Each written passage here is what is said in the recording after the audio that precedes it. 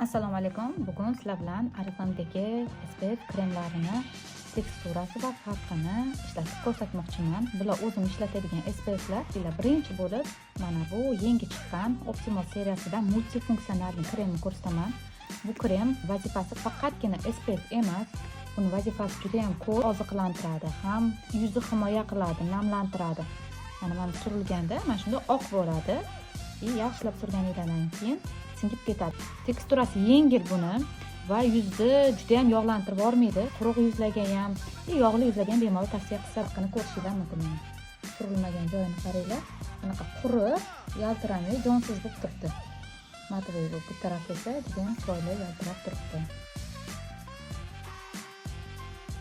Bu SPFimiz aynan SPF quyoshdan himoya qilish vazifasini bajaradi. 50 dermatologik testlardan o'tgan bu SPFimizni quruq yuzlarga va ta'sirchanlarga bemalol tavsiya qilsa bo'ladi. Bu aynan shu dam olishga borganingizda quyoshdan yuqori himoya xohlovchilarga, ko'rsanglar quyuqroq bunda hammaqa oq bo'ladi. Bu aynan SPF so'raydiganlarga.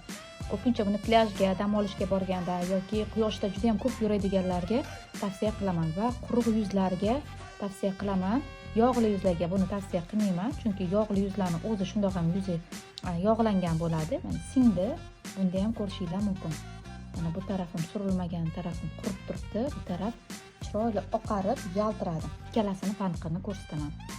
Mana bunisi yaltirash bor, lekin yengil. Bunisida yaltirash kuchliroq, chunki bunda SPF himoya kuchli.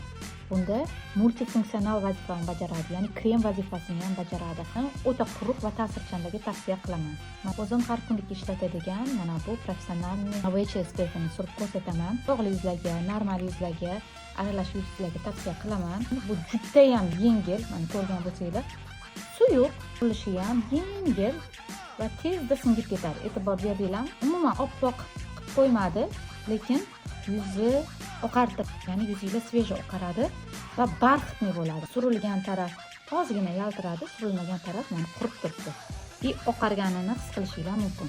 Bu SPFni yog'li va kondisionerli yuzdagilar bemalol olinglar. Borib dog'lar, sepkillar ocharadi. Mana yog'li blesk bo'lmaydi umuman. Mana bunaqa yog'lilik bunda yo'q. Mana bunaqa sprey SPFlarimiz bor. Buni ko'proq basseynlarga, cho'milishlarga borganda tavsiya qilaman. Sababi kremdan ko'ra spreyni sepib osonroq. Mana hozir sepaman. Mana shunaqa himoya qatlami qilib beradi. Bu yog'liroq qilib yaltiratadi. Basseynlarga tushganda ham, bolalarga ham sepsanglar bo'ladi. Suvlardan ham himoya qilib beradi. Uni badanga surilishi osonroq bo'ladi. Tanlov o'zingizlardan. Nima ko'proq xohlasizlar? O'shanga qarab SPFlarni tanlaylar. Hamma SPFlarimiz tekshiruvlardan o'tgan.